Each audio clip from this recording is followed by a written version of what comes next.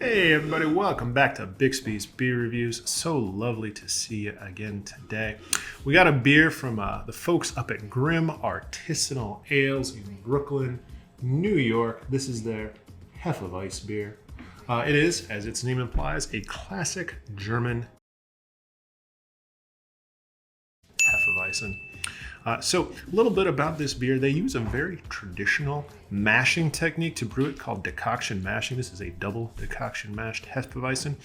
It's a classic style where basically when you're mashing your wort in, you pull a little wort off, you boil it, and you add it back in. It used to be necessary to keep a steady mash temperature and to break down the cell walls of the wheat or the grain and the mash so that the enzymes in there could get in there a little bit better, because the mash they used at the time, or the malt they used at the time, wasn't really heavily modified, as we say.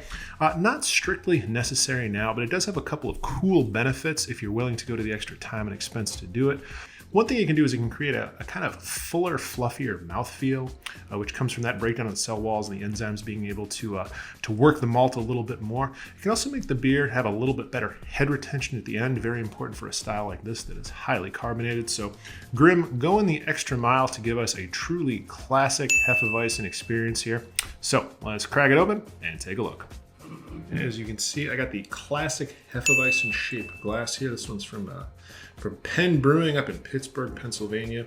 I believe among all the glassware with which at least I'm familiar, this is the tallest and skinniest, and that reflects the fact that Hefeweizen is among the most highly carbonated styles of beer.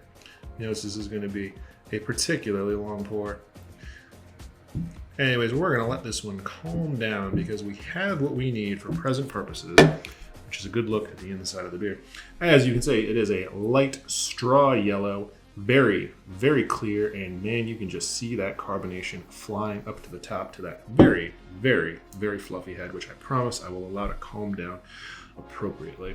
Mash bill for Hefeweizen is going to be at least half wheat by law. Some go as high as 60-70%. Remainder's Pilsner malt, so it keeps this very light color.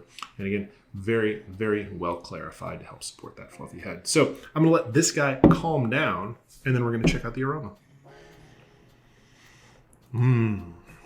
So this has a very classic Hefeweizen aroma, which is bringing two flavor, or I guess aroma compounds to the party that we've encountered before, those being phenols and esters.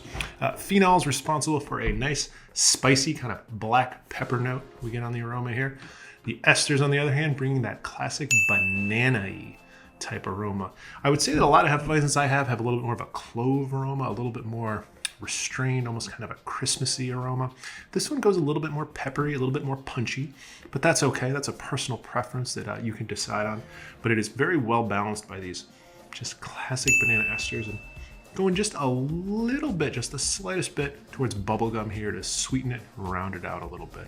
It's a wonderful aroma, and it's very well balanced here, which is a key feature. So let's dive right in, give it a taste.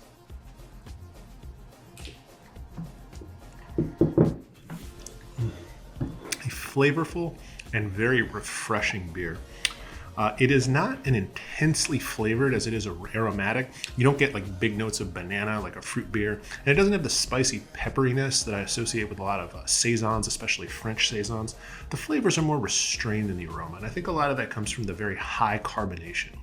I would say it feels like it has a sort of medium body to it, and it doesn't necessarily finish dry, but it's very, very refreshing from that carbonation. It's very quenching. It feels like something that's very sessionable, something that you could drink a number of these very tall glasses of and enjoy. I think there's a reason that it's a beer garden favorite, especially on a hot day, because it has almost that kind of popish quality from that high carbonation.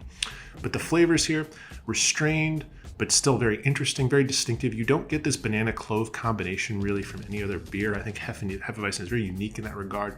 You may like it, you may not, but I love it. I love this beer, and I think that this is an excellent example.